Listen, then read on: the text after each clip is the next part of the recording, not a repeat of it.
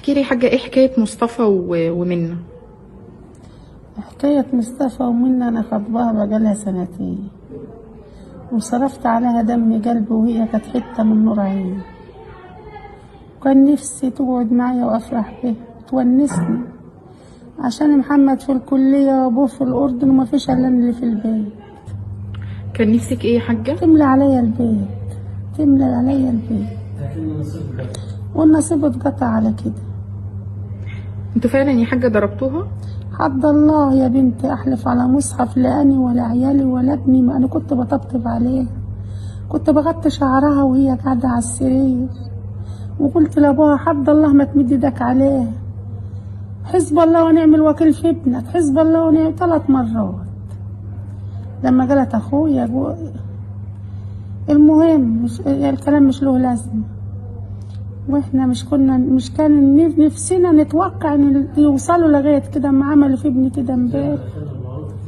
كان نفسنا ان كل واحد يروح لحاله بالمعروف، لغايه ما قلت لابني خليها قاعدها معايا في الشقه تحت. قال انا ما كنتش عاوزها من الموقف اللي انا شفته، الموقف اللي انا شفته انا ما عادتش تلزم لي تقعد معايا، لا هولع في الشقه. قعدت معاكي في البيت قد ايه يا حاجة؟ فين يا في شقتها؟ شقتها متجوز يوم الخميس، ويوم الصباحية بالليل كانت مشي. خدت حاجتها؟ تاني يوم خدت حاجتها؟ ما خلتش. احنا اخويا جوزي قال ما تاخدش حاجة، تطلع بجلبتها لما سمعوا تقرير الدكتور اللي كشف عليه، وابوه قال ما تاخدش حاجة. الحاج السيد اخويا قال تاخد المطبخ بتاعها، احنا مش بنقبل حاجة. نزلت لطيم على وش لطيم على وش، واقول مصاريفي بقالي 2 سنين عليه، طب ادوني حتى اللي انا صرفاه. قال استعوض الله فيه. ايه اللي حصل يا نور عيني؟ لكن انا ولا بناتي ولا نرضى نمد ايدنا عليها، عشان انا ليا 4 ولاي. عرفت ان انتي اللي خطبتيها يا حاجة؟ انا اللي خطبها له، وكنت بحبها، وجبالها الحلو اللي في الدنيا كله، هتطلعي تشوفي شقتها. بس بقى مش حصل نصيب يابا، وهو كان بيحبها يعني، وهي بتكشف كان بيغطيه، بالله كان بيغطيه. والاخر عملوا فيه كده، واحنا ما نرضاش نرد عليهم زي ما هم عملوا، عشان هي ولية وانا ليا ولاية يابا.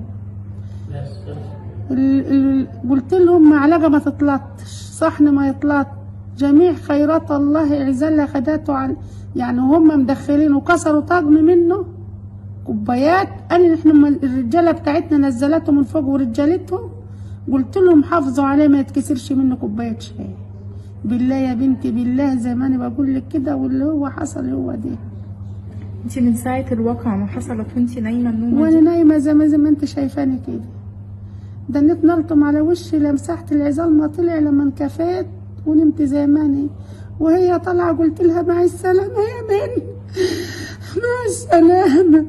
طلعت من الباب وخشيت من الباب يا من.